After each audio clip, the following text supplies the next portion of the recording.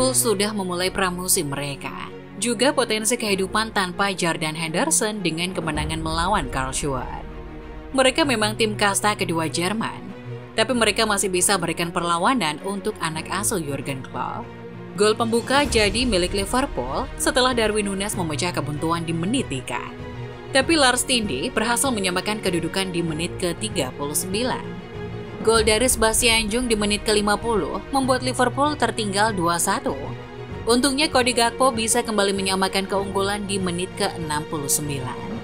Sebelum akhirnya Diogo Jota mencetak 2 gol kemenangan Liverpool. The Reds bisa menang dramatis dengan skor 4-2. Ada banyak catatan yang bisa dilihat kembali dari laga tersebut. Dari penampilan meyakinkan 2 rekrutan anyar, sampai PR Klopp yang harus segera diatasi. PR pertama yang dimaksud adalah menemukan posisi terbaik untuk Darwin Núñez. Semua mata tertuju pada Darwin Núñez musim kemarin, terutama setelah ia dibeli Liverpool dengan memecahkan rekor transfer klub.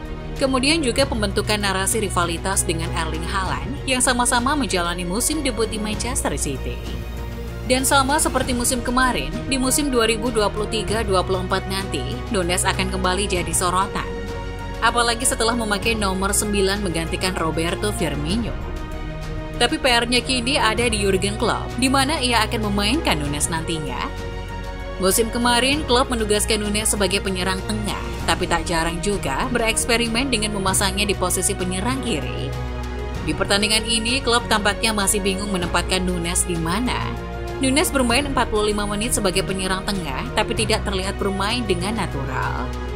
Ia beberapa kali kedapatan melebar ke sisi kiri atau berlari dari belakang.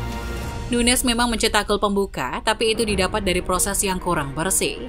Sepertinya kemampuan finishing Núñez juga masih jadi PR. Núñez harus memanfaatkan semua momen sebaik mungkin. Persaingan untuk jadi lini serang utama akan semakin ketat untuknya. Selain Núñez, pemain yang bakal jadi sorotan tentu saja para rekrutan anyar Liverpool, Dominic Szoboszlai dan Mac Allister. Szoboszlai dimainkan sebagai starter di laga itu. Ia menampilkan permainan yang cukup meyakinkan di laga debutnya itu. Ia menampilkan sentuhan-sentuhan yang baik dan sangat jarang melakukan umpan yang tidak perlu. Dikutip dari Sky Sport, Klopp sendiri mengaku puas dengan penampilannya. Ia puas dengan kemampuan counter press yang dimiliki pemain barunya itu. Saya sangat suka Dominic, terutama saat dia bermain di setengah kiri lapangan. Di babak pertama, sangat jelas terlihat ia sangat hebat dalam melakukan counter press, ucap Klopp. Szoboszlai memang patut dipuji karena terlihat bisa langsung nyetel dengan skema permainan Klopp. Tapi bukan berarti tanpa PR. Ia perlu lebih berani dalam melakukan umpan yang beresiko. Sebagai gelandang, itu sangat diperlukan untuk menyuplai bola-bola berbahaya ke depan. Oh ya, orang-orang juga tidak lupa kalau ia dibeli dengan harga 60 juta pounds. Banyak yang diharapkan darinya. Rekrutan anyar lainnya Mac Allister juga tampil tak kalah meyakinkan. Meskipun ia tidak dimainkan sebagai starter, tapi jelas terlihat dirinya sangat nyaman bermain di Liverpool.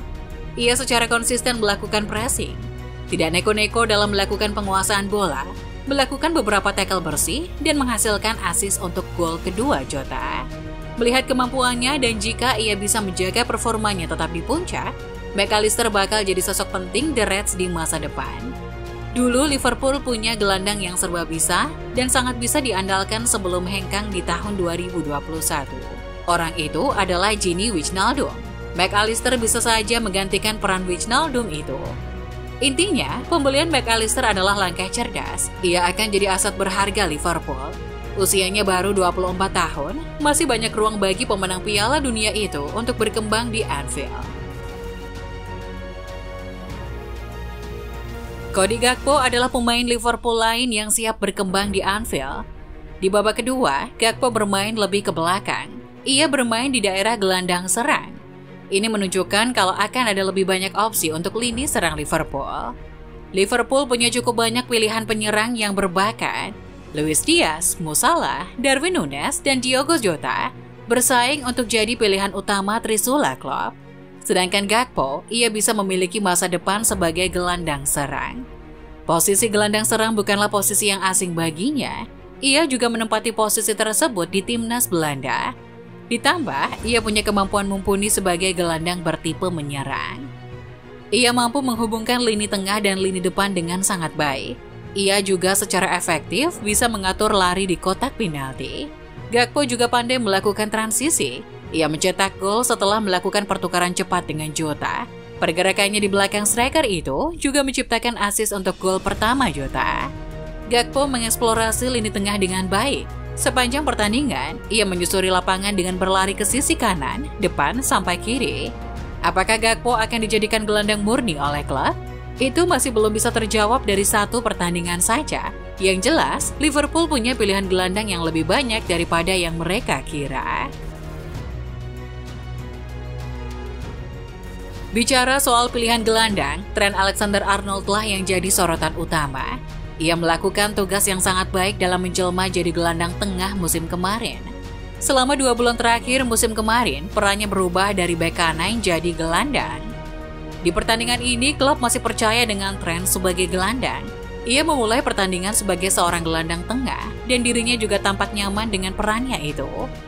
Kemampuan umpannya yang sangat baik dan di atas rata-rata membantu peran barunya itu. Ia juga dewasa dalam melakukan penguasaan bola. Liverpool terlihat jadi tim yang lebih mapan saat Trent memegang bola di tengah. Tapi apakah ia akan menjadi gelandang Liverpool secara permanen? Nah, itu pertanyaan yang juga tidak bisa dijawab dari pertandingan ini. Karlsruhe memang tampil baik dengan mencetak 2 gol di laga ini. Tapi Liverpool butuh tim yang lebih kuat dan lebih menyerang. Dengan begitu kita bisa tahu sehebat apa kemampuan bertahan Trent sebagai gelandang. Seperti yang kita tahu, ia malas bertahan saat bermain sebagai bek sayap. Trent jelas dipasang sebagai gelandang bertahan di laga itu untuk menggantikan peran Fabinho. Pemain asal Brasil tersebut dikabarkan akan hengkang dari Liverpool musim panas ini. Gelandang senior Jordan Henderson juga semakin dekat dengan pintu keluar Anfield. Liverpool jelas butuh 1 atau 2 gelandang baru di bursa transfer musim panas ini. Mengingat sudah membeli McAllister dan Szoboszlai, setidaknya The Reds perlu mengisi peran Fabinho nantinya. Seorang gelandang bertahan murni yang baik dalam mengatur serangan dan juga dalam bertahan. Fabinho terbukti jadi tokoh sentral kesuksesan Liverpool. Tackle dan tekanannya sangat dibutuhkan dan berperan penting untuk skuad Jurgen Klopp. Liverpool dirumorkan telah mengincar gelandang Crystal Palace, Jack Dokor. Gelandang bertahan asal Mali itu cocok untuk Liverpool. Musim kemarin ia bermain di 34 pertandingan liga di bawah 2 pelatih, yaitu Patrick Vieira dan Roy Hodgson. Dokor mencatatkan pemain terbanyak ketiga dalam melakukan intercept di liga. Sebenarnya ada opsi internal. Stefan Bajcetic dan McAllister bisa menempati posisi tersebut. Tapi seperti yang sudah dijelaskan, posisi ini adalah posisi yang penting. Mengisi posisi ini juga melengkapi proyek perombakan lini tengah, seperti yang sudah jadi tujuan Liverpool di bursa transfer musim panas ini.